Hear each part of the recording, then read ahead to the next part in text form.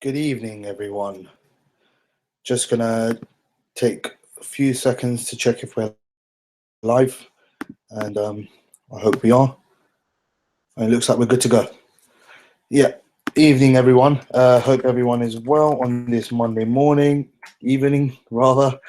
Um, as you can tell, bit feeling a bit tired and under the weather. My hand is damaged, so yeah, that's another sort of problem I'm having to deal with. But yeah, it's been a good weekend of boxing. Let's put it that way. A good week, especially a very very interesting week in boxing. So yeah, we're going to talk about the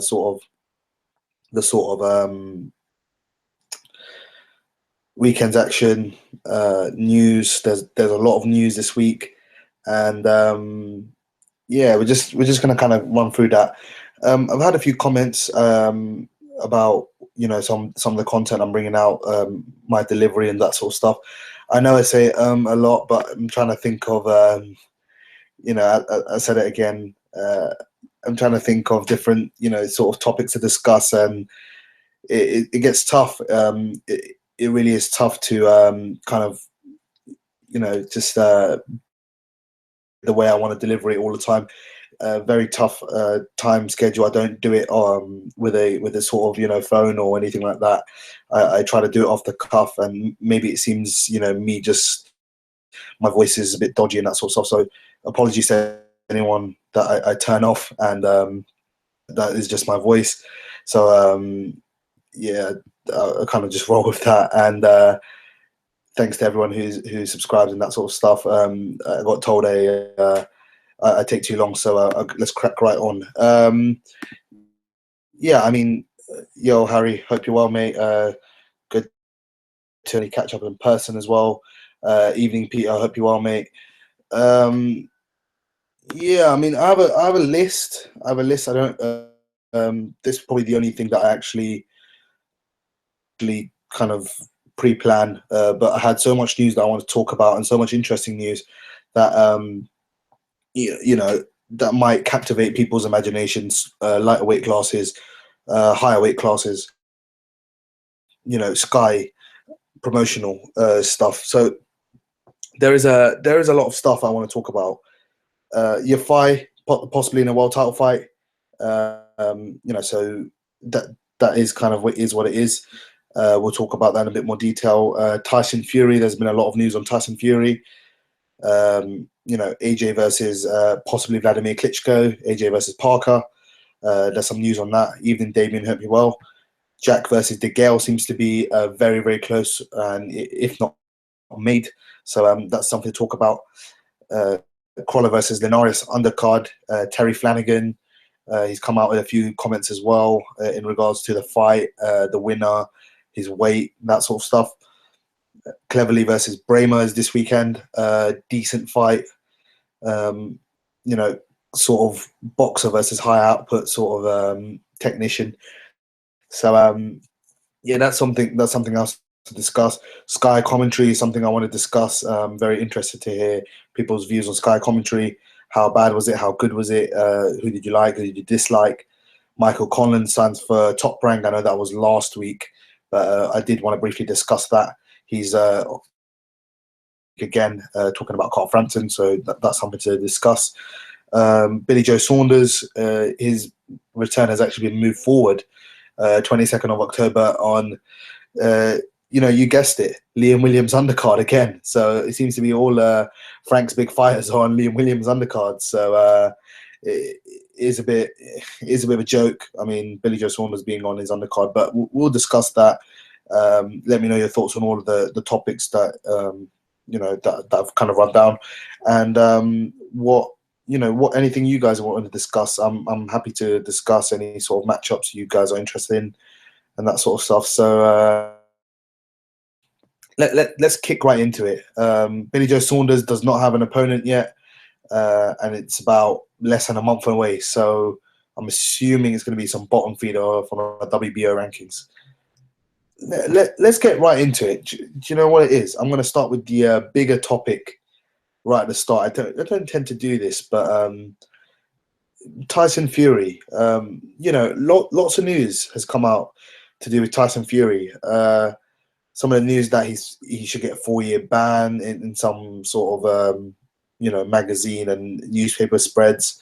Um, he's he's a fraud. The Vladimir Klitschko win should be changed to a no contest. And obviously some mental health issues. I know he was in the crowd to watch the Crolla-Linares sort of fight, and yeah, I'm a bit disappointed that people have kind of slated him. The drug allegations is one thing. I don't know if there's any sort of basis towards that, but the sorry, I've lost my place. But the sort of mental health issues, that is very, very tough. I mean, very harsh on him, and I for one am in the sort of Fury camp that, and probably the sort of ethical camp that, Tyson Fury is a man. He's opened up the heavyweight division in a good way, and it's very, very tough. He's been given a lot of stick. I know he talks a lot and that sort of stuff, but he's given a lot of stick, a lot of unnecessary abuse, and probably unheralded abuse. So I, for one, am sort of leaning toward the assumption that Fury should be given a lot more credit than he deserves. And I'm very, very disappointed. Billy Joe Saunders obviously tweeted out. A few other people have tweeted out to Peter Fury, saying he hopes Tyson gets better and that sort of stuff. Loads of people have been doing it. My whole Twitter feed has been, full of it the last few days. So yeah, I mean, it's just tough. I think people are really, it really is bad. What I make of the story in the Mirror, I saw that article, and if this sort of stuff about the mental health issues and that sort of stuff are very much so correct, and to a T, or close to a T, then it's very, very it's very, very it's very, very tough. Just reading your comment, Peter, it certainly is bizarre to an extent, only because he hasn't been very active in the media. So I don't know what the sort of inclination was to go to the fight, but obviously he's gone to support probably a fellow Mancunian, or Mancunian even, and obviously he's gone to a good fight. The Crolla-Linares fight was a very, very good fight. I don't know if he was only there for the main event. Scunny Tom, hope you're well, mate. Good to catch up. Yeah, it's a tough one. Tyson Fury is a very good fighter. Let's put it that way. He is the undoubted number one in the heavyweight division. So many people really just, I don't know what it is. They really pushed him aside and said, "Oh, no contest. It should be," and it's very. Sorry, there is a fly around, but yeah, it's very bad. I mean, I think they're discrediting a lot of his accomplishments. I know Eddie Hearn this week has said that he expects Tyson Fury to be stripped of all the belts, and yeah, I don't know. It's a tough one, because they've obviously said Vladimir Klitschko and AJ would be a fight for a vacant sort of WBA, WBO possible a vacant belt, and then they could get that and face AJ in a unification. And obviously, Eddie Hearn is doing what he needs to do for AJ. He's his fighter. He's going to make him a killing in terms of pay-per-view sales, revenue, etc. And I just think, at the end of the day, Eddie Hearn really needs to look at it, retrospectively, look at it in hindsight and go, are they really going to strip him? Are they really going to strip him? Yeah, I mean, my point exactly, Peter. I don't understand why people are saying Tyson Fury disgraced himself, he's disgraced the name, that sort of stuff. It's hope you're well, Harley. And I don't know what people's problem is with him. Yes, he's pulled out of a fight. I think maybe that's probably the only thing that's slightly annoyed me with Tyson Fury. He was preaching, more like he was holier than thou against David Haven, and that he hate pulling out against an opponent unless it was a proper legitimate injury, that sort of stuff. And obviously now he's pulled out twice. You know, the first one dubious as well. He went out to France and partied with the England fans at the Euros. This one, he's obviously pulled out. No one knows what's going on with him.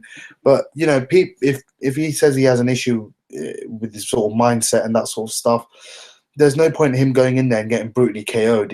You know, he has a family to provide for, kids, wife, home to run. People have to understand that these guys are human beings. You know, Tyson Fury is a human being, regardless of whether he's pulled out a few fights or not. You know, that happens sometimes. And, you know, he was out of shape and that sort of stuff. I understand. But at the end of the day, fighters' health comes first, and people have to, they really have to understand that, and they have to take it into consideration. You know, just people, I think people are jumping too far ahead of the bandwagon, of Tyson Fury's a cheat, he's a fraud, that sort of stuff. They're just getting a bit too excited on that, and I think people need to kind of tone that down and, look at it a bit more objectively, not as either a Fury fan or a Fury hater, sorry. Do I think Tyson Fury will be stripped? At the moment, I don't think he'll be stripped, but if he doesn't get active within the next 6 months, which is very possible at this rate, I think he may be stripped in the next coming months, because Lucas Brown versus Fraser Quendo is there for the WBA regular. WBO Andy Ruiz versus Hughie Fury was supposed to be for a final eliminator to become mandatory for the WBO belt. IBO, I'm not too sure on their heavyweight rankings. I haven't seen them recently, but I assume they might strip him and probably go for the next numerically ranked guy, because IBO have a sort of statistical data ranking, and that's probably the best way to sort of rank your fighters. Otherwise, you get the Mark Demoris and Arnold Jar Jars of the world fighting. So in top sanctioning bodies, but I think later down the line he certainly will. But at this moment in time, I don't think Fury will be stripped. No, unless they're trying to make a massive killing on sanctioning fees with Vladimir Klitschko against European sort of guy, maybe a Kubrat Pulev in a rematch, or anyone else, an Alexander Usyk if he moves up. I'm not sure about inactivity. It says Peter. It says on the Ring Magazine website. I do think you can be stripped for inactivity, but it has to be a certain period of time, and then the next two sort of contenders fight for it. Scully Tom, you're right, mate. Vlad has the Barclays Stadium in Hamburg, hired for 10th of December. That's also the same night as possibly Jacobs versus Golovkin, and Usyk maybe on that card as well. So that might be something decent. I don't know who it will be against, but it might be maybe a tune-up. I'm not sure. Obviously, AJ versus Vlad has been talked about a few times, but this week I don't think that's going to happen. I think AJ will probably end up facing someone like a Parker or someone like that. Obviously, he's talking about Parker, and I think Parker will come through relatively, not easily, but with he should be okay against Dimitrenko. I don't think Dimitrenko is a massive puncher or anything like that. And he tends to fall up short against the sort of top 10 guys, top 15 guys. So Dimitrenko is a good learning fight for Joseph Parker, but Joseph Parker should come through that without any significant cuts or anything like that, and probably ready to fight on November 26th. But as I said, we'll wait and see. On that card also is possibly Calya 5 versus Luis Concepcion. Concepcion won the belt of WBA Super Flyweight off of Kohei Kono. So that's a potential fight, and that's a good fight for Calya 5. Calya 5 looks like one of the more skilled fighters that that are currently on British, that currently in British boxing, and he's a very, very good fighter. Has a fan-friendly style. Can punch. He can box. He has different good skills, good variety. So I think he's a good fighter, and this will be a good fight. Concepcion He looked good against Kono, but you know, he is a bit older, wily vet. Don't know if he may be on his way out. You know, he wasn't doing so well up until the Kono sort of upset win, and yeah, it'd be interesting to see where he kind of where he may go from that potential win or potential loss. He's a good fighter, so yeah, it's come a bit, you know, too late for the Birmingham card, the Eggington Skeet card, but yeah, I think he could do it. He'll have some good support, I think, if it's a world title fight. Maybe similar to Charlie Edwards. Some people got behind him, so maybe similar to that against Concepcion. And good luck to him if he does. Britain could regain one of the title that you know, that they recently lost with Liam Smith and Andy Crolla over the weekend. Yeah, I wouldn't mind seeing the Molina fight compared with Wilder fight. Molina's improved. He's done decently. Obviously, he won against Thomas Demick. So you know, Molina's on a good run. I know they were talking Price Molina, Price Parker. I think Price is on the undercard this weekend of Cleverly Bramer. So yeah, there's potential for sort of the Molina fight against AJ. Jarrell Miller. I know I've always said AJ, I think, will fight Jarrell Miller. It's a tough one because Jarrell Miller fought recently, and you know, I don't really know what's going to happen with you know, Jarrell Miller and AJ. I don't think that fight's going to happen as we kind of near towards it, November 26th. But Jarrell Miller, you know, he could certainly talk, as Harley's put in the chat.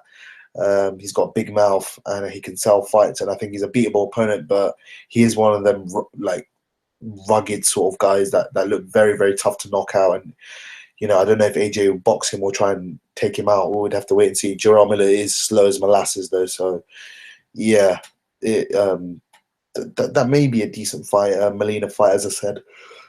So yeah, we'll have to wait and see. They said next week or the week after, Eddie Hearn said in a recent IFL TV interview. So you know, goodness knows what will when his opponents will be announced, or even Billy Joe Saunders for that matter, which we'll come on to very soon. Dillian White looking in better shape. Yes, I know he's fighting Ian Lewison on the Ricky Burns Kirill Relic undercard, which is not this weekend, it's next weekend if I'm correct. Dillian White, I'd expect to win that fight. Lewison, you know, he's lost at sort of English title level, so I'd expect Dillian White to win this fight. Dillian White didn't look great against what was his name, Dave Allen, but you know, that is what it is. And Dillian White, I think he really needs to get in good conditioning. As I've always said, I like Dillian White as well. I don't like him. I think many people probably think I don't like the guy. I do think he's good for the heavyweight division. He talks a lot, but you know, in terms of top skills, I just think he needs to fix up on his conditioning, his punch technique, because that is very, very poor.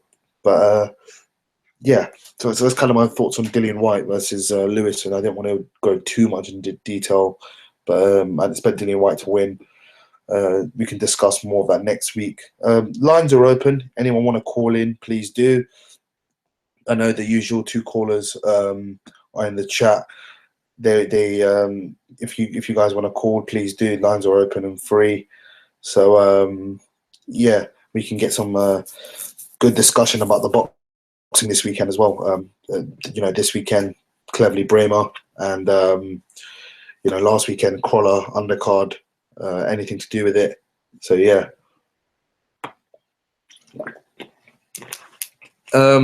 If not, we'll carry on with sort of the topics and anyone in the chat. Yeah, I mean, let's kind of delve deeper into Jack DeGale. Jack DeGale is a fantastic fight in terms of in terms of the you know, the sort of 168 division. Callum Smith as a mandatory. challenger now. It's a tough fight. I don't know who I'm picking at this point. You know what? I do side to DeGale. I will always side to DeGale. I think he's just got better skills, but I think um, I think Jack is very underrated, and I just think what the only fight that really puts me off Jack is, you know, I don't know, is probably Groves. I mean, Groves is a very good fighter, and I think he's a fantastic fighter. But yeah, he really struggled with George Groves, and he really struggled with George Groves. George Groves was you know, very good, and you know, at a certain level, and I think it's tough how it's tough to gauge how Jack looked against him, and you know, Jack looked decent against him, but he didn't look anything special against him. Let's put it that way. Especially with DeGale being with the, you know, with a trainer that probably didn't suit his style or anything like that. And you know, obviously he's using that as an excuse. I'm not saying that's an excuse, but it certainly didn't suit his style. I think Shane McGuigan has maybe just made it a bit better for him in terms of you know, applying that sort of natural explosive power rather than just forcing it. So I think, you know, we kind of have to look at that sort of fight. James DeGale's got, you know, fantastic skills, similar sort of, you know, not great conditioning, similar to George Groves, but I think he's certainly got better skills. Maybe not his jab, but in terms of skills variety, and that sort of stuff, footwork, I think he probably is probably better than George Groves overall. And I'd expect him to beat, you know, Jack in a competitive fight. I think 7-5 DeGale, 8-4 DeGale, something like that. But I wouldn't be surprised if it's, you know, I wouldn't be surprised if it's slightly closer. You know, 6-5 with a round even or something like that, or maybe even a draw. I wouldn't be surprised, but I do expect DeGale to win that fight. They said probably end of November time. That fight maybe made, and they said it's been agreed in principle. So, which I read on Boxing Scene. So I'm you know, I'd be interested in watching that fight. Definitely, of course, as a sort of you know, as a supporter of DeGale. I'm British, and I will support him where I can. We should get behind our fighters as much as we can. And yeah, it's just if the fight gets made, that's kind of the main thing, because it's been going on for months now, and I don't think they you know, I don't think anything's kind of been agreed. Harley, call when you're free, mate. Whenever you are, the lines are open and very much free. So yeah, I don't think anyone else is going to call in. Maybe Scunny Tom, but probably you're the only two. And yeah, please do call in. It'll be good to get someone else's view, rather than just myself. You know, Cleverly Bramer. I know there's been some discussion in the chat.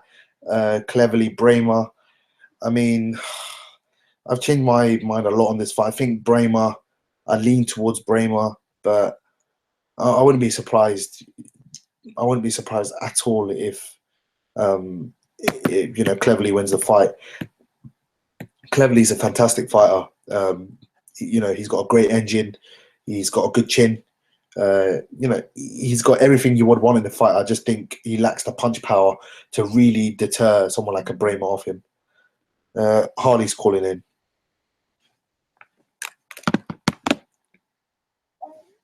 Hello, mate. Good evening, mate. You right? Yeah, not so bad. Yourself?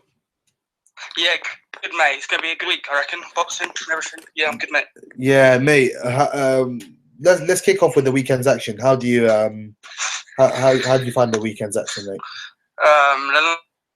Linares was quality, I thought. Completely outschooled Crolla, I thought he won about 8-4, in my opinion. What did you think, mate? Yeah, I was just going to get onto that. I thought he won about 8-4 as well. I think he won it comfortably enough.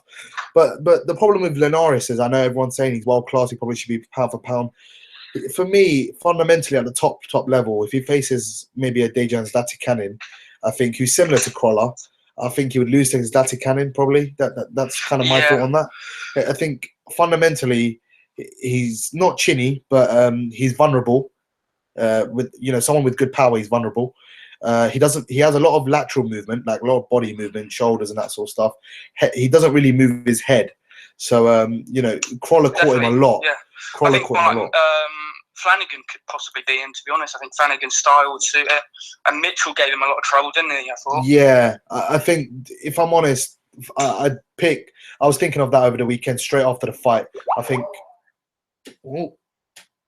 we've lost you, Harley, there, mate. If you can call me back, that would be great. We were just getting to the thick of stuff, so do call me back when you get a chance. But yeah, kind of on the Crolla-Linares sort of topic we were discussing, sort of where I think Crolla can go. That's very tough. Harley's cutting out a bit. He just called, but it's kind of just stopped. If you can call back, please do. Yeah, there we go. Harley's cutting out a bit. Just called, but yeah. Hello, mate. Hello, mate. Sorry, have you got me? Is it clear? Yeah, it's clear now. It just cut out earlier. If just meet me in the background, then it'll be all right. Yeah, where I was kind of saying with Crolla, Crolla-Linares, those sort of guys, Crolla caught him a lot in terms of his jab and that sort of stuff. And Linares, they were saying he has a world-class jab. And Carl Froch was talking about it. I don't believe Carl Froch for a minute. Paulie Malignaggi, we'll get onto the Sky commentary in a bit. Paulie Malignaggi, he said it, I think he summed it up very well, that he doesn't have a world-class jab. And that's what really costs him against these sort of guys who are world-level fighters, but they're not elite-level, guys. And, definitely. Not pound for pound, like yeah, exactly. And I think he did struggle a lot with Crolla at times, I think. I know Gossip had it, as wide as 10-2. I could not see that as that wide. Same. Linares, he's a very, very good fighter, but he's vulnerable in a lot of areas. But I think that's what makes him exciting. I think he's a sort of Amir Khan sort of fighter. Yeah, with definitely. Probably a better chin, but Yeah. What did you think of Crolla's tactics? I thought he started way too slow, similar to Joe Gallagher, similar to Quigg, mate.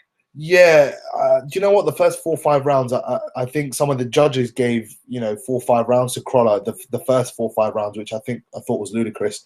Yeah. But my opinion on it is that I didn't see him necessarily starting slow on purpose.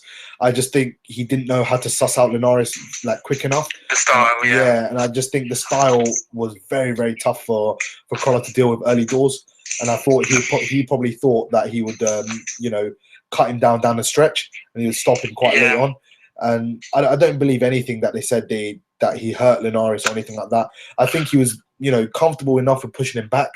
But he did not hurt Linares whatsoever. No, and I never thought Crolla could outbox Linares. Yeah, no, I didn't think that either. I just thought talk coming into the fight. I never thought that. I thought he would always be there on heart, will, determination, that sort of stuff.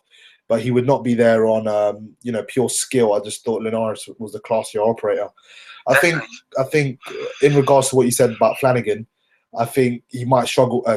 Linares probably beat Flanagan. Flanagan will struggle with him, I think. But what about Zlatikanin? What do you think of that? Yeah, I think Zlatikanin could beat him. I'll be honest. Yeah. I quite like Zlatikanin. I watched the fight. Mikey Garcia, isn't he? Yeah. Well, you know what? I heard that fight was going to be made. Yeah. But obviously, Mikey Garcia and things subsequently turned down the fight or took it off social media, and then obviously Eddie Hearns talked about it again, saying the fight will be on. They will fight each other. So I'm not really sure if the fight will happen or not. But How do you rate Mikey? Mikey Garcia, let's put it this way: before his hiatus, fantastic fighter, pound for pound level fighter. After his hiatus, I don't know. I don't know how to rate him at all. Okay. I didn't rate him in his last fight. I thought he was okay, but I didn't think he was anything special in his last fight against Ilya Rojas. So it really is a tough one. I mean, I really feel like Zlatikanin could cause him a lot of problems. I think he has a similar style to Crolla, but he has a lot more power, and the educated pressure that he'll bring will is something Linares will struggle with. And I think Linares, for me, he'd probably be better suited to moving up to 140 possibly if he's going to try and win a world title and retire. He can retire, you know, and sail off into the sunset. Yeah, definitely. You know, some fights up there as well, to be honest. Yeah, you know, Ricky Burns is obviously facing Kirill Relic. So if he wins that fight, he could come over to the UK again and have another good fight over here. Yeah. Troyanovsky holds the IBF belt. That's potential there. You know, Linares is a road warrior. He'll go anywhere. Obviously, Terence Crawford. Crawford would be a very, very high skilled match, but to be fair, I think Crawford would beat him. Yeah, Crawford, I think, would stop him. I'll be honest. Yeah, definitely. Yeah, Crawford he's got some serious power. I never thought he had like big time power, but you know, I rate Crawford very highly, mate. Pound for pound, one of the top 5 even. Do you know what? That's a tough one, mate. That's a tough one. Crawford, I think, is in the top 10, but I don't think he's top 5 just yet. He's got serious skills there, man. Like the sort of Victor Postol win, that was a fantastic win. Good to have on his resume. He has some good names on his resume, but I just think he needs to be a bit thicker for him to be top 5 pound for pound. He does have obviously move up to 147. I think he'll prove it up that level, I think. Possibly. There's loads of names there. Obviously, well, Brook still is a champion there, so we have to consider him there. Amir Khan, Danny Garcia, Errol Spence, Thurman, Porter, Berto, you know, there are names there. A lot of names. Regardless of whether they're good or not, you know, there's obviously the Bertos and those sort of guys. They're not great, but they're there. They're fighting there. You know, Malignaggi's still fighting. He might be a name that, you know, Crawford might want to get on his resume. So we'll wait and see how Uncle Bob kind of, you know, matches it. Guerrero as well, even. Though he lost, he's still he's still a name. So, you know, there are sort of fighters there that might, you know, so it might interest Crawford. And Linares obviously could move up and retire. He's 31 and he's obviously had this hand injury again. So, there is potential for Linares. I do rate him. I just think people went a bit overboard with him. I think he was good, but he lacks a world-class jab, elite jab. Yeah. And he lacks. Kevin Mitchell caused him a lot of trouble. Yeah, I had Kevin Mitchell winning the fight pretty handily. If I'm honest, I had him winning pretty handily before the 10th, and obviously the 10th was kind of the killer round for Kevin. And Kevin, if he lived the lifestyle, he would probably be, you know, a world champion right now, and he wouldn't have lost to won that fight. So it is a tough one, but I think that is boxing, and that's what makes it so interesting. Hello? Yeah, hello? Hello? Hello? Hello?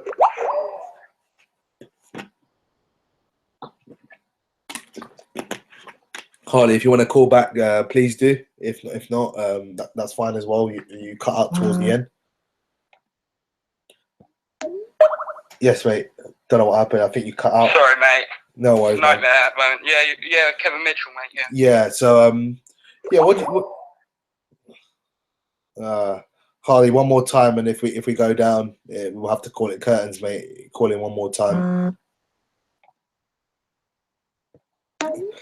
Harley, mate, your internet's having a stinker, mate. I think it is, mate. If it's sorry. No worries, man.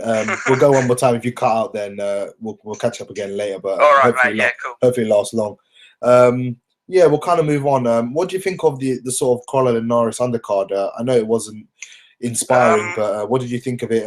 You know, the fights, the scoring, the judges, that sort of stuff. I thought the scoring was awful, mate, for the Arfield John Ryder fight. Yeah, John Ryder, Yeah, I thought that was bad as well. To be fair, I probably had Arfield winning by a round or two. But same. Not 118-10. Yeah, no, that was embarrassing. But for John Ryder, it's probably more embarrassing as well because he's lost to an English sort of, you know, fringe British level guy. Even though he's beaten Kamitsky in his last fight. So, you know, you kind of have to look at John Ryder and where he goes from here now. It's very, very tough. And, you know what? Eddie Hearn could probably get John Ryder a world title fight. Let's put it this way. Let's not kid about Eddie Hearn is, you know, he's a master at getting these sort of opportunities for people. Yeah, definitely. 100%. So he could get John Ryder an opportunity, but John Ryder will get slaughtered by any of the sort of fringe world level guys, let alone European guys. You know, European guys will slaughter him as well. You know, if Michel Soro fights up middleweight, which he did in his last fight against Blanda Miller, he would absolutely murder him. So I thought he was going to be lined up for Eubank, to be honest. Yeah, I thought, you know, John Ryder, Eubank, John Ryder possibly, you know, I thought you might get him a chance and get him in the WBO rankings for a Billy Joe Saunders fight or something like that. Yeah. You know, get him a rematch against Billy Joe, or get him a fight maybe against Danny Jacobs or someone like that, a secondary titleist. and he looked It's not poor. near there now. Yeah, he just looked poor. I mean, I've always said Ryder smothers his own work. He's very scrappy. You know, the Nick Blackwell fight, he was boxing, you know, not bad. He was boxing decently, to be fair. And Nick Blackwell, he just crumbled under pressure in the last 2 rounds. Blackwell came on strong up until the 7th. And from the 5th to the 7th, he didn't know what to do. And he, you know, Paulie Malignaggi was on the commentary. I think that was on the Royal Britannia card, if I'm correct. Yeah. And he just, I don't know what happened. And then obviously he lost the British title. It was a vacant one, and Nick Blackwell deservedly win the fight. But 100%. But you know, I don't know. John Ryder, I don't know where he goes from there. Hosea Burton, he won against Castaneda. Oh yeah. How do you rate? What do you think, Conor Benn? Oh, sorry, yeah. Yeah, no. Conor Benn. Yeah, we can talk about Conor Benn. Hosea. Yeah, Burton. I rate Benn, but I don't really see him that. I don't think he'll be that good, to be honest. I think British, European. Yeah. Do you think someone like a Tom Baker or Anthony Yard is better than him? Yeah, I think I like Yard. I prefer Yard, to be honest with you. Yeah, fair play. Burton's decent. I think you do some decent things, but at the top level, I think you might struggle a bit. Personally, I think Tom Baker's probably the best out of the 3 I mentioned. But that's my opinion. Conor Benn. Conor Benn did not reckless, look, mate. Reckless. Very, very. I've said this for a while. I don't think he should be fighting at welterweight. I think he's really going to struggle at that weight. I know he's young. He's 19, going on 20. He's going to sort of grow into the weight. But, I think they need to keep him out regular and learning fights, mate. It's a problem. Conor Benn should be fighting at 135. I know sort of, you know, gossip said that. I've said that a long time ago since he started his pro career. Started at 140, then he moved up to 147. And sometimes you should be fighting a title fight, you know, even if it's Southern Area or Masters sort of title. Yeah. You know, you should be fighting for a title to keep your weight down because, you know, the fluctuation in weight really, it doesn't do Conor Benn any favors, and it is really tough. So, he needs another 20 fights, I think. Yeah, I think Eddie Hearn sort of said that. I saw that on IFL, and he was like, he needs 20 fights because this fight wasn't very good. He's gonna need a lot of improvement, especially if he's fighting at welterweight, and he's gonna, you know, people are gonna look at him and be like, this guy's beatable, this kid is beatable, and definitely. And he's got a name, and he's got a decent following in regards to the UK sort of market. People know he is because of he's Nigel Benn's son, and he's already built a following as well.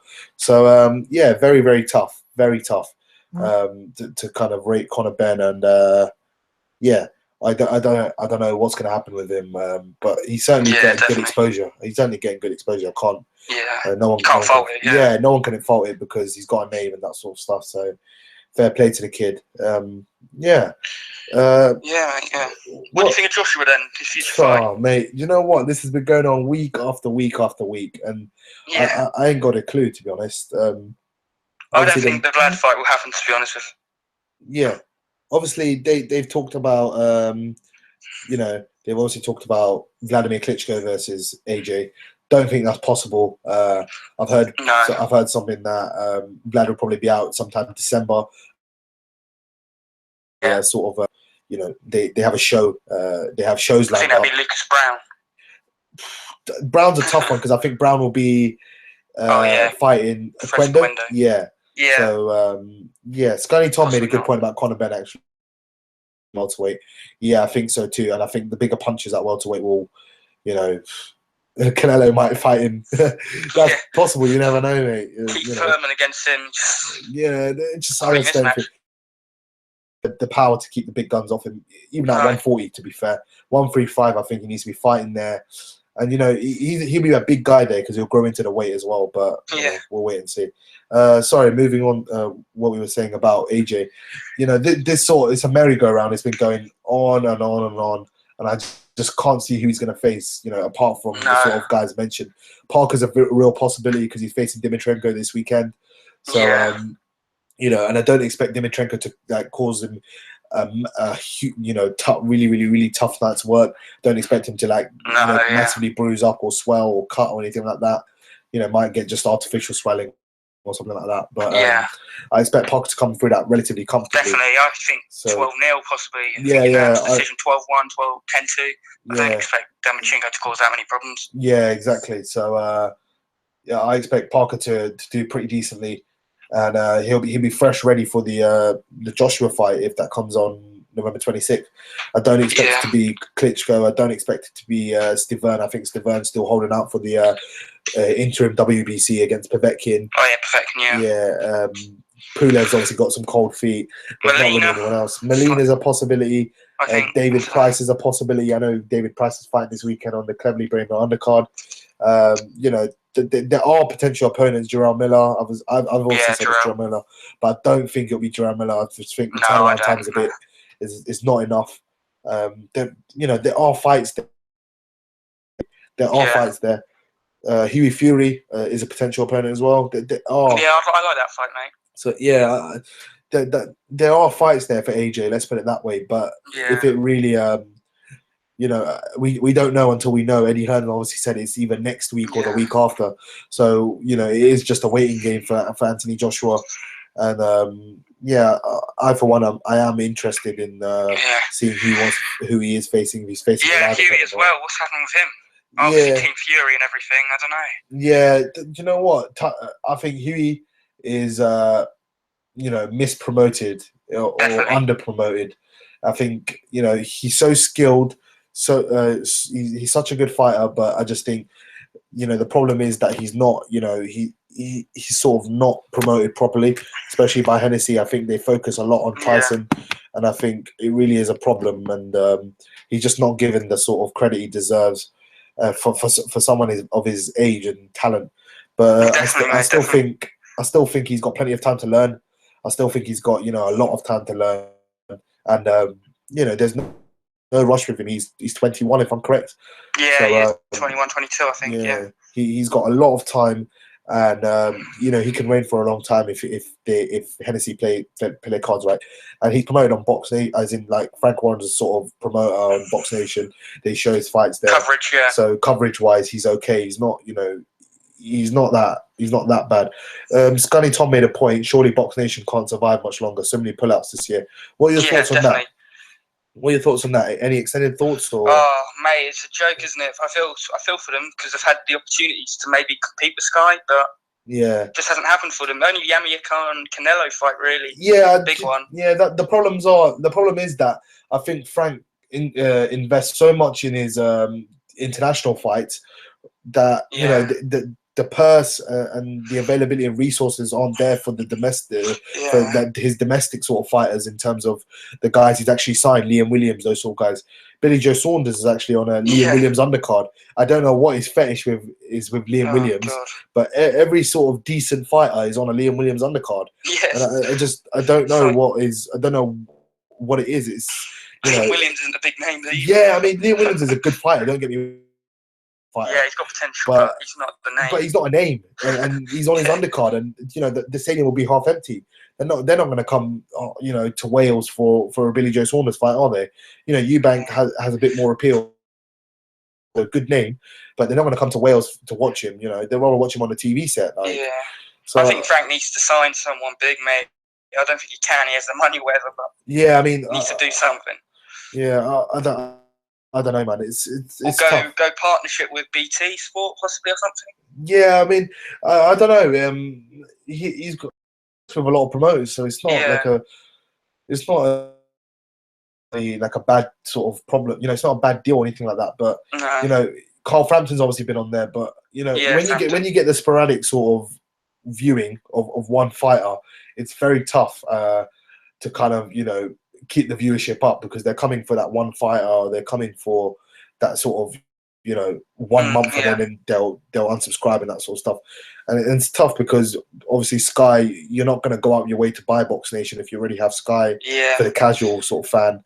And it's tough on Frank. I mean, I've always been harsh on Frank. I am sort of a Frank, you know, staunch hater. Let's put it that way. Not a hater, but you know, I do always have problems with the way he promotes. But you know, let's put it that way. You know, Eddie Hearn's not any better. You know, look at the undercard on the weekend. That was atrocious. You know, Jack Harnfield versus John event is embarrassing. That's embarrassing. Hearn versus a you know, a blown up super middleweight. You know, who's a journeyman. Let's put it that way. Castaneda. That's embarrassing. Conor Benn versus a nobody fighting at the wrong weight class. That's embarrassing as well. It's just I don't know. It's a joke. I don't know. Yeah. You don't know. The fights this year just haven't happened really, like the big ones. Obviously, in America it's happened, but yeah, Klitschko Fury, yeah. and another coup would have been Kovalev Ward, but they couldn't pick that up. Now Sky picked that up. Usyk Glowacki, you know, the sort of very good fights that they probably should have picked up. They haven't picked up in terms of international fights. They picked up some really good ones. Obviously, Crawford Pistol, Khan Canelo, those sort of ones. Wilder Povetkin, they also had. Yeah, I was glad that didn't happen. They've had a lot of fights that fell through, and I do feel sorry for Frank to a point. I do have some sort of sympathy for him and his channel, but it is what it is, that you have to invest for the future. And you know, the guys, maybe Mick Conlan would have been a good signing. He's recently signed with Top Rank. He would have been you know, he would have been good in terms of exposure because he's opened his mouth. He's obviously talked about the AIBA. He's related to, he's Jamie Conlan's brother, so you know they would have had that. You have to kind of sign guys like that and promote guys like Romeo and you know, Prince Patel, those sort of guys who are going to get your channel buzzing, because you know, I just think Frank needs to get them out there and think, even though he has had problems with a lot of pullouts recently. So yeah, he's got some good young fighters though. Yeah, he has got some fantastic young fighters. Let's put it that way. You know, Liam Walsh, the likes of those guys, Liam Williams, we talked about. So it is frustrating, like as a fan, because I'm a massive boxing fan, as you are yourself probably. So you know, it really is tough. So I don't know, man. Harley, mate, your internet was cutting out there, but good to have a chat with you, mate. We'll catch up next week. So yeah, good to have you on the line. I appreciate you calling in, mate. Appreciate it. No problem, mate. You lost it. No worries. Good one. I appreciate you calling in as always. Yeah. Yeah, mate. Prince Patel on Sky would have been a superstar. Yeah, I agree, mate. Imagine him versus Charlie Edwards again. I mean, like, in the pro ranks, that would have been crazy. Like, fantastic sort of talker. Prince Patel is. He's not a great fighter, but you know, he can talk. Yeah, if anyone else wants to call in, please do call in. Lines are free and extremely open. So please do call in. Scunny Tom, if you're available, please do call in. Yeah, anyone else, you know, feel free. We've got a max of 7 people viewing, so yeah, I think maybe the 7 are getting bored of my voice. But yeah, I mean, I don't know what everyone else's thoughts on Frank Warren, Eddie Hearn, Sauerland, those sort of guys, but it's tough. I mean, it's very hard, man. Yeah, it was a good chat, Harley. It's unfortunate. Don't worry. Hope your connection's better next week, mate.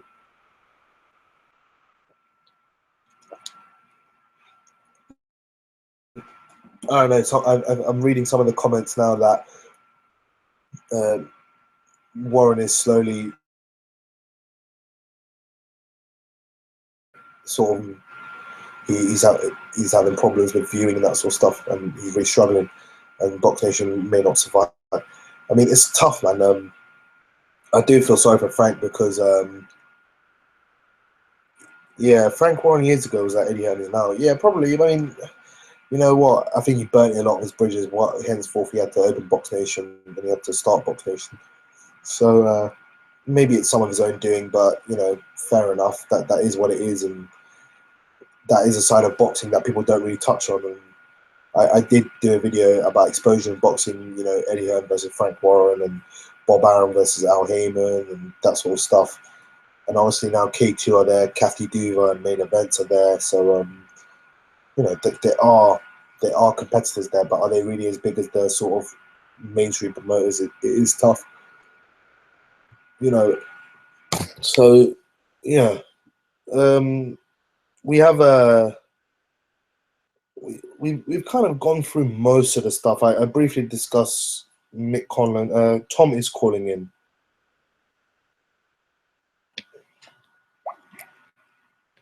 Tom, the call ended, so I think you ended the call. Just call me back if you can, and we can kind of have a chat. Or if not, I can call you back. Please let me know. But yeah, we have we've kind of discussed most of this stuff, like in terms of the call, Cleverly Bremer, something I want to discuss, and the Sky commentary. Maybe that would be something good to discuss.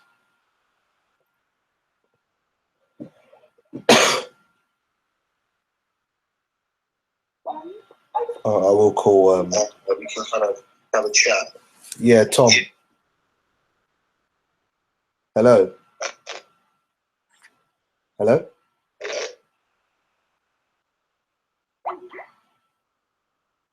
We're having some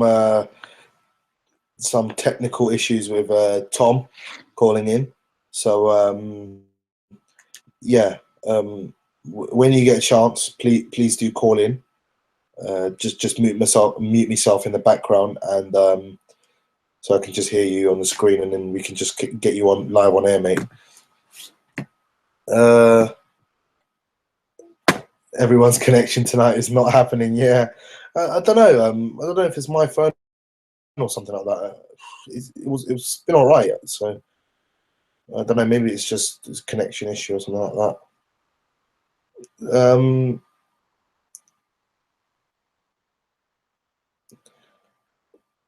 Yeah, no worries, Tom. Just call in when you're free, and hopefully your internet's better, mate.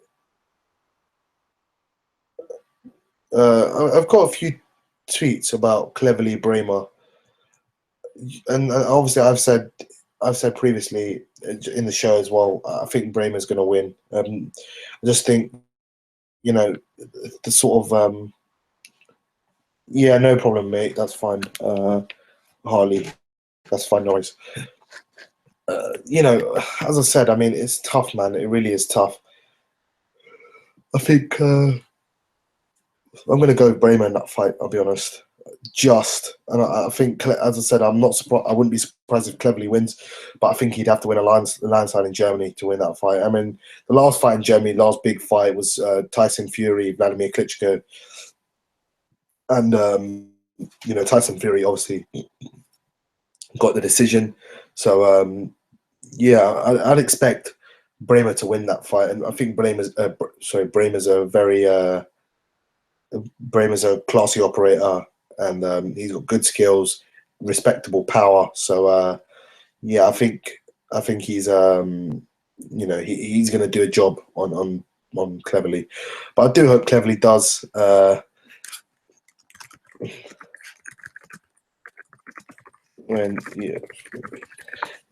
do think he's a good operator. Both of them are sort of similar level, and that sort of stuff. So yeah, Tom's calling in, so let me just get him live on air, and we can have a chat.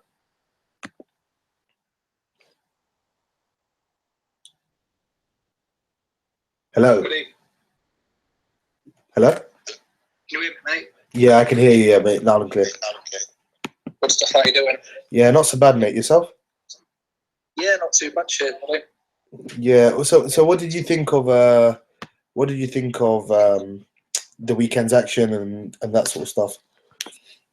The real ones wasn't as bad as what I thought it was going to be. Press, like you mentioned earlier, it's just fighting it the wrong way. His power wasn't carrying it all. I think when he was fighting against Jameson, become a bit more enthusiastic to have a go at Ben, actually, when he realised that he couldn't hurt him on the inside. I think Ben took a few shots. Yeah, I mean, what do you think of? There's an echo on the line, but yeah, what did you think of Conor Ben at welterweight? It's stupid, mate. I can't understand why he's fighting that. He looks 135 to me personally. I don't know what you think. Yeah, I think he's 135 as well. I said that earlier, and I think he's a 135 fighter at best. I think he can grow into 135 and be a strong, lightweight. Maybe similar to maybe a thicker version of Robert Easter Jr. or something like that.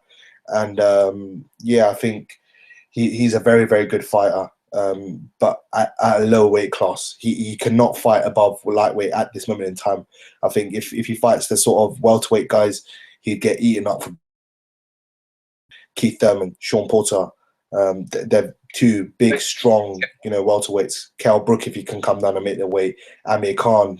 These are big guys that. I think Gavin fancies chances. Frankie Gavin, yeah. I mean, it's a tough one. I mean, with Conor Benn, he has the mass name appeal, but he's fighting in the wrong weight class, and he's improving, but then he's kind of slumped in this performance now. So where does he really go? Like, I know he's very, very young, but in terms of where Eddie Hearn's going to put him on the card, is he still going to keep him at the bottom now? Because obviously he was at sort of the top of the card at the very start of his career. Now he's kind of moved him down to the bottom. So what's Eddie Hearn going to do with him? He's obviously said he needs about 20 more fights, similar to the one he had on the weekend. So the guy's ability, when Conor Benn's fighting, you put the beer down, you stop talking and you watch it. It's got that kind of appeal. There's no way that they cannot not put him on TV because he attracts the audience. It's exciting to watch. Yeah, I mean, it's tough with Conor Benn. I do think he's got some skills and that sort of stuff, but my kind of inclination is that he's fighting at the wrong weight class and that sort of stuff. But we'll see in time, I guess. Yeah. Amateur background will hinder him the further he progresses in his career. Yeah, it is tough, man. Sorry, I've just had to block someone in the chat. Yeah, I just had to block. No, I just had to block someone in chat. But what do you think of John Ryder versus Jack Arnfield? Sorry. I'll be honest, mate. It's when the takeaway arrived, so I've caught very little of that. I was impressed with Callum Johnson. I watched him against Wilberforce. His name Shehepo, yeah. Shehepo. I looked at Shehepo's resume. He's beat Chalender, been 12 rounds of Abraham, so he's got a good resume. Thought Johnson put in a good show. Yeah, Callum Johnson is a Commonwealth gold medalist, if I'm correct. So that is something. I'd expect him to. I'd expect him to do well, but if he can win a world title like that is a stretch. As I mentioned in the previous call of Harley, that there are some very good light heavyweight domestic fighters. Hosea Burton, Tom Baker, Anthony Yard, Nathan Cleverly, who's fighting for a world title this weekend. So that's kind of my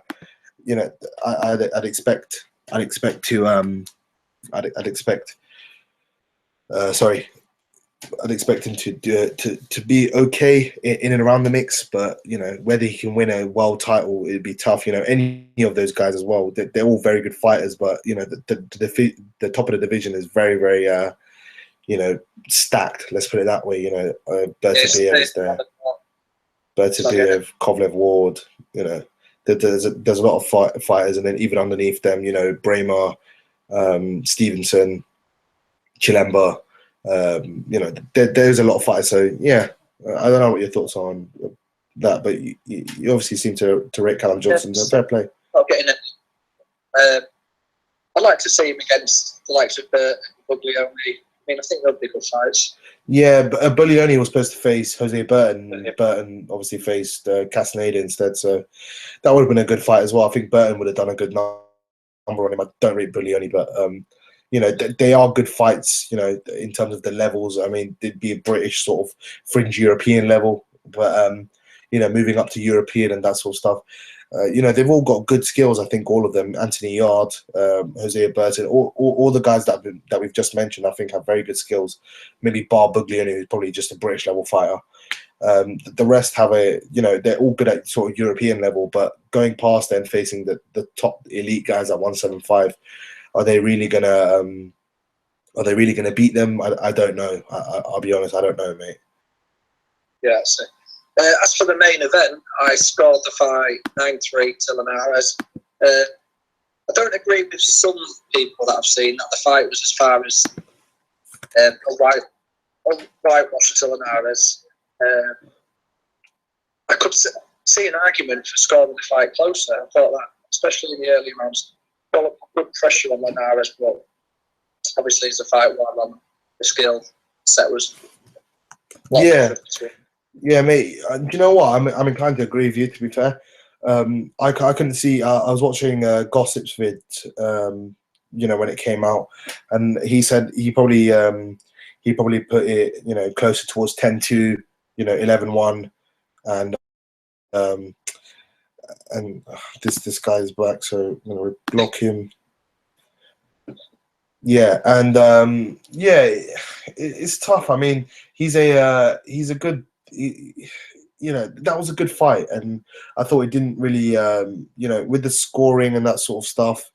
It's just it kind of took some gloss off the actual fight, if I'm correct. If I'm honest, and I had it about 8-4 Linares, but people are making out that Linares absolutely schooled him, and I just cannot see that, to be fair. I mean, Crolla put on good pressure. I think the downfall of Crolla was when, in previous fights, when he's had opponents on the ropes, he's digged in that left hook or digged in that right. He's caused a lot of damage. However, with Linares, he's a world-class operator. He can tuck in, it comes off elbows and forearms. I think Crolla got a bit disheartened by that, and you could see. Yeah, Paulie Malignaggi made a great point. He was saying he was trying to ref his own fight or something like that, and I mean, it was a bit sort of, if you look at it, Andy Crolla was definitely hurt by the body shots at the end of the round 6. He got a shot to the temple, and that completely scrambled his brains. So I mean, survive that fight. Yeah, maybe a minute longer, he may have got taken out, to be fair, but he showed great heart, great grit and determination to withstand the pressure and that sort of stuff. And he done well. He did not disgrace himself in the fight whatsoever. I think Crolla really proved he's a world level fighter.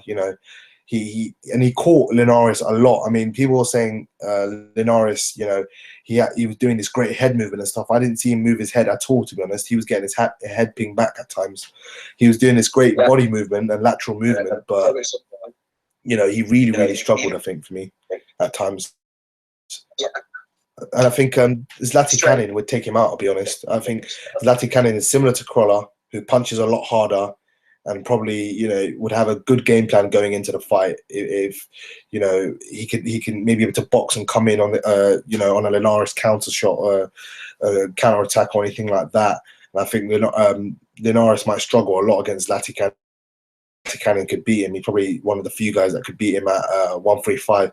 I think Flanagan would probably lose to Linares, I'll be honest, because that fight, I don't know how that fight would pan out if Linares would try and box on the outside or Terry Flanagan would come forward, because Terry Flanagan's not a very good come forward fighter, but he's a good fighter going backwards. He's a good boxer. He's not a good sort of pressure sort of fighter, Terry Flanagan, and I think that showed against Mazonki Fana and Magdaleno and those sort of. Magdaleno was a good performance, but against a very, very small guy at the weight. So yeah, I think Linares would beat Flanagan but lose to Zlati Cannon, I'll be honest. As far as Crolla's career goes, I mean, didn't even have to leave Manchester to get a world title shot. It was Luke Campbell, Derry Matthews, Scotty Cardo. Yeah, definitely. Yeah, Sean Dodds, Ricky Burns. I mean, there's a list of names you can pick from for the future. Yeah, and I think he does well in terms of regular Sky Sports. I think he's Eddie's go-to guy, I'll be honest. He does really well on the ticket sales. He gets a massive crowd.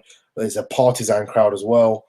And, people genuinely root for him because, one, they think he's going to win, which he probably will win against, the sort of guys below Linares. He's a top-level guy in his, in his weight class. But, against the Darlis Perez, the Ismael Barrosos, those sort of guys who are world-level guys, but they're beatable. I think he's always going to be, fancied in those sort of fights. And I think, obviously good exposure on Sky Sports and that sort of stuff. So yeah, yeah, so he's fan friendly. yeah. By the way, forward, he's got a good defence. To be fair, I mean, the combinations Linares was landing, you couldn't even see half of them coming. They were that quick. Yeah, Linares has got blistering hand speed. He's got fast hands. He's got great footwork, but I think he lacks a world-class jab. I think he paws with the, and if he used, and I think in sort of the rounds he took off, the round after he took off, I think it was maybe 10, he snapped out the jab when he got his second win, and he really just snapped it out, and he was snapping Crolla's head back. And I think that snappy jab will distance, something that Paulie Malignaggi mentioned. It helps keep the distance, keep the range, and keeps your opponent from just trudging forward and trying to do educated pressure or any type of pressure. So I think if he kind of established that in his game, he'll be a much better fighter. But you know, he's still got fantastic skills, and you know, he's still a very good operator. Let's put it that way. He could move up to 140 as well. The stomach of Crolla as well. I mean, if you're a pressure fighter and you're coming forward and you've got your arms tucked in high, I mean, it's disheartening when you're getting jab straight to the stomach. I mean, I think that's one of the reasons why Crolla was becoming so agitated. He couldn't catch Linares clean as well, or as many times as he probably would have liked, because I think he was going for that late sort of stoppage and grind him down. You know what I mean? I think he knew he wasn't on the level of just pure talent. So I think he had to kind of grind him down and try and just stop him late on, you know, later down the line, similar to the Barroso win. But you know, he didn't disgrace himself. He done well. So yeah, I think he done well. He just lacks that sort of game-changing power. I think he'd be a very good fighter if he had that serious, you know, sort of, you know, not one-punch knockout power, but he had a really respectable power. But I just don't think he has that at the top level. Mate, he's gotten in there with the best, so he's not been fanning around fighting journeyman, nobody's. I mean, Radosevich isn't the likes of them. He's gone in there with the best, and he's come up short.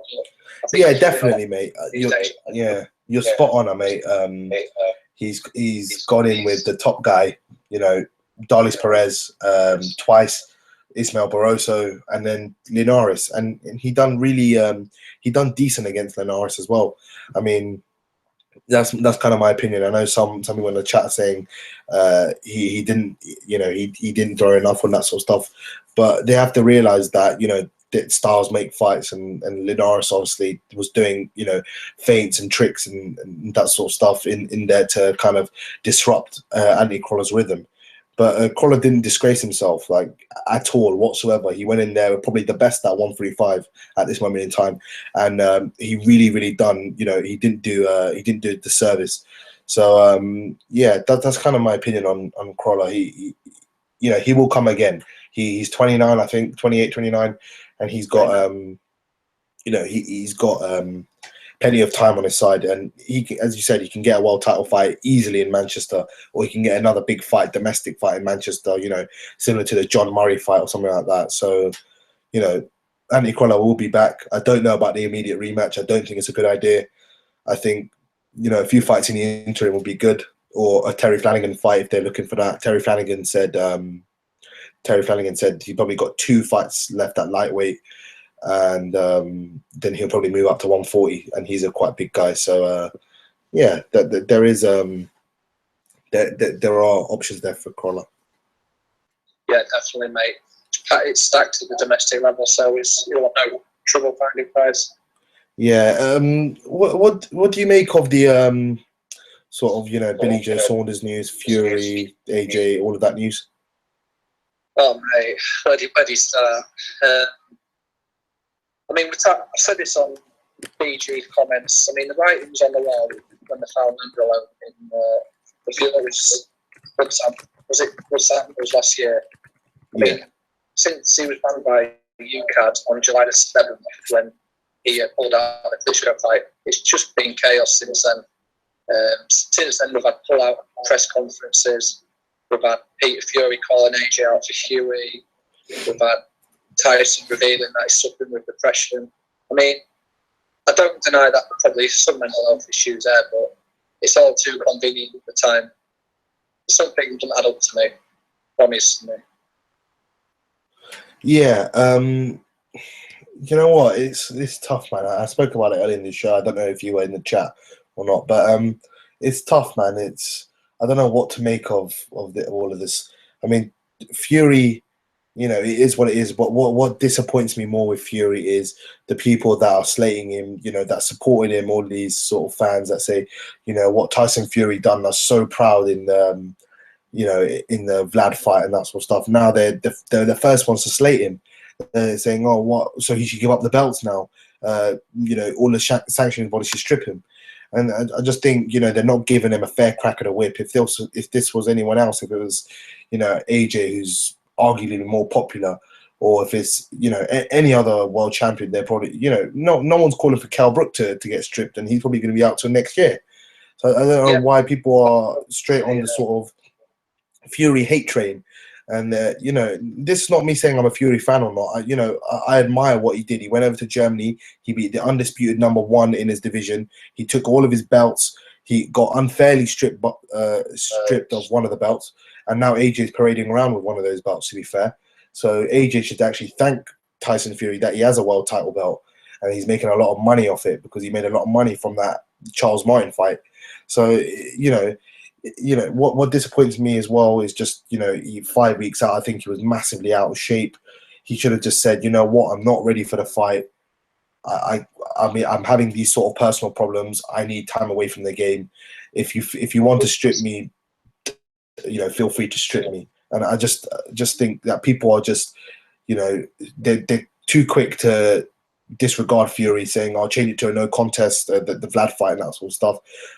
And they're just, you know, ignoring what he's actually done for the division, and not only himself, not only as a personal achievement, but a sort of, you know, divisional achievement as well. I do agree with you, Chet. I think the goodwill's lost for me and a lot of people is the smoke screen and the bullshit that's been coming out. I think if he was open, honest and said, this is how it is, I've been suffering with depression or mental health issues, or I've been struggling to get motivated to train, I think you'd be surprised at the response you get. I think people would be quite supportive of it. I think it's the fact it's all the bullshit about breaking down on the M6, not turning up to the press conference, and pulling out due to ankle injury for the first Klitschko fight, when we all know that he was banned for UCAD. I think if there's a bit of clarity on the issues, they'd be receiving a lot more support and goodwill than he is already. Yeah, definitely, mate. I just think people have used this, as you said, as a smokescreen to just try and like discredit his, you know, achievements, and it is a bit disappointing. But you know, if we kind of look, if he does potentially get stripped, I think you know, Hugh Fury potential for the WBO belt. WBA, I know, is the regular belt is being contested by Fraser Quendo and Lucas Brown. The super belt might be up for grabs. Klitschko might be getting that sort of immediate shot at it. Whoever the next sort of opponent may be, if it's for a unification or something like that. As far as I know, the sanctioning bodies don't put up a vacant belt for unifications, but you know, potential for that belt. You know, Deontay Wilder's still there. I know he's out till next year, but you know, there are basically the only heavyweight belt being defended at the moment is AJ. So you've got to give some sort of credit if it deserves any. But you know, it is a bit disappointing that we don't know even AJ's opponent. So you know, the heavyweight division has moved and it has improved, but has it really improved in the areas that we need it to improve in terms of it gets the exposure, but no fights are being made at the moment. So I don't know. I mean, Fury's been the centre of the heavyweight renaissance, if you like. Yeah. I mean, the last 2 or 3 years, all the excitement, all the coverage that's started again around the heavyweight division has come from Tyson's rise as well, along with AJ's. I mean, it's good for the sport that he's in there. He's #1 heavyweight as well, deservedly. It's just, I think, what the most frustrating thing is that as boxing fans, not seeing the best against the best, and the heavyweight division needs people like Fury fighting within it. Yeah, mate, you're spot on. I'll be honest. It's tough, man. It's it's tough like to see where he's going to go now with all this, you know, sort of ongoing drug allegations and mental health issues and that sort of stuff. So, you know what, I sincerely hope he gets better, and if then he needs to give up the belts in the meantime, or they're going to strip him, you know, do it. Just you need to get someone like him back in action, because when he's fighting and he's on top form, he really is on song. He's a fantastic fighter, and the game doesn't want to be losing someone like him, you know, so early on in his career. He's 26, 27, so you know, he's got plenty of time to reign again. But you know, let's just get him fit and raring to go and defend his titles if he's still the champ until then. Right, Jay, I'm going to let you get off anyway, mate. Yeah, no worries, mate. Good to catch up as always. So possibly catch up next week. Yeah, take it easy, Jay. Yeah, you too, mate. Cheers. Bye now. That was Tom, Scunny Tom calling in. So big thanks to him, and yeah, really hope you know he's sorry, really hope that that we can do that again. Yeah, enjoyed that too, mate. That was a very good chat. Yeah, I think we've kind of discussed everything that we need to discuss. We've been going for an hour, so yeah. Just replying to some of the comments in there, but yeah, Juan Alferez, I think. Sorry if I've butchered your name. Thank you very much. I saw your strong comments in the chat, and yeah, nice to have someone from across the pond, you know, enjoying my stuff. Just hit the subscribe button and the share button if you like the stuff. That would be much appreciated. Eggington versus Gavin. I think Gavin will win that fight, but you know, could go any way. It could go either way. It is one of those fights.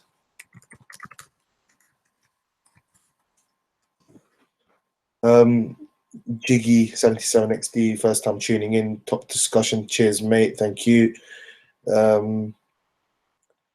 Yeah. I'm kind of gonna call it a day there. I think we've been going for long enough. Thanks to everyone who's kind of you know, yeah, it was Gavin's last fight. I think he fought a journeyman actually, to be fair, in between, and he looked fat, so you know. Yeah, I mean, if anyone wants to, I'm not really on Facebook, but if anyone wants to start one, I can. I do post out. I know you're not on Twitter, but I do post when I go live on Twitter. So if anyone is up for that, I can make a page, and they can you know, everyone can kind of join it and know when I go live on Facebook. But I do have it on Twitter. So yeah, one thank you, appreciate that, mate. Very charitable of yourself. Yeah, I'm gonna call it a day. As I said, thanks to everyone who's called in. Subscribe and share so it gets out to a larger boxing audience. And yeah, we can do this again. We can definitely do this again next week. Yeah, enjoy, hit the thumbs up, and take care, guys. Speak to you soon. Peace.